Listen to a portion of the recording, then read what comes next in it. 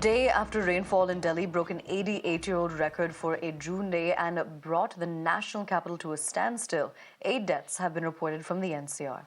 One person died after the roof of Terminal 1 of Delhi Airport collapsed. 8 others were injured in the accident. Meanwhile, one person also died due to the electrocution in Premnagar, while 2 children drowned due to deaths after they fell in a ditch. Now, the death has been reported due to waterlogging from Shalimar Bagh. In the adjoining area of Greater Noida, 3 deaths were reported after a wall collapsed in Surajpur area. Meanwhile, 3 laborers who have been trapped inside a ditch for hours now after an under-construction building collapsed in Vasant Kunj are also feared to be dead. But the update here is that unfortunately, one person has been confirmed to be dead. One laborer has been confirmed to be dead. That is bringing the death toll to 9 at this point. Currently, the update as for the rescue operations in Vasant Vihar is that the rescue operations are continuing. 2 others are still trapped. Now, the deluge causing rainfall not only caused havoc on the streets, but also hit operations at Delhi AIIMS, when neurosurgery operation theatres had to be shut down due to power failure and flooding in the basements. Meanwhile, the weather department has predicted heavy rainfall over the weekend. We are crossing over to my colleague Prerit to get us more details on this. Prerit, tell us more about what the situation in the capital is like. We've just gone over what exactly has taken place yesterday. Today, we're learning that the rescue operations still continue in Vasant Vihar when it comes to the laborers who are trapped. But tell us more.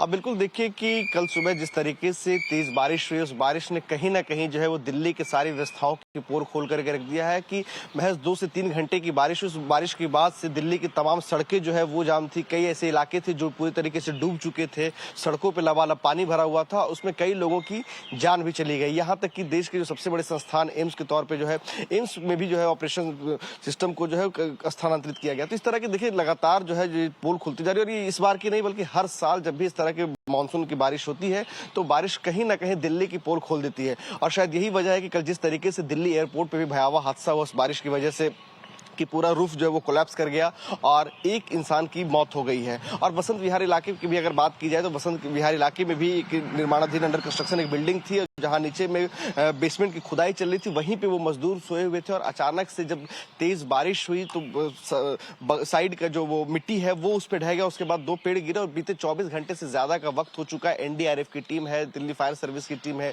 Delhi police की team है, वो लगातार rescue operation चला रहे हैं, लेकिन अभी तक सिर्फ एक ही व्यक्ति को निकाला जा चुका है और वो भी मृत निकला है। 2 लोगों के अभी भी फंसे होने की आशंका है। यानी कि जिस तरीके से दिल्ली की प्री मानसून बारिश ने दिल्ली के तमाम जो व्यवस्थाएं हैं उसकी पोल खोल करके रख दी है, तो कहीं ना कहीं ये एक भयावह चिंता वाली बात है कि आने वाले वक्त में, क्योंकि जिस तरीके से मौसम विभाग ने यह दावा किया है कि आने वाले वीकेंड पे और भी काफी ज्यादा बारिश हो सकती है, तो ये वाकई में ये विचार करने वाली बातें हैं कि जिस तरह की स्थिति देखने को बीते दिन दिल्ली में मिली है कि तमाम जो इलाके थे वो डूब चुके थे और सब सीवर जाम हो चुका था। कई लोगों ने अपनी जान गंवा दी। उस्मानपुर में 2 बच्चे डूब गए, लक्ष्मी नगर में एक शख्स को करंट लगने से मौत हो गई। इस तरह के कई सारे दिल्ली के अंदर मौत की घटनाएं देखने को मिली है प्री मानसून बारिश में। तो ये कहीं ना कहीं चिंता का विषय है कि अगर इस तरह की स्थिति अगर भविष्य में बनी रही, क्योंकि आने वाले वक्त में और काफी ज्यादा बारिश की संभावना जताई जा रही है।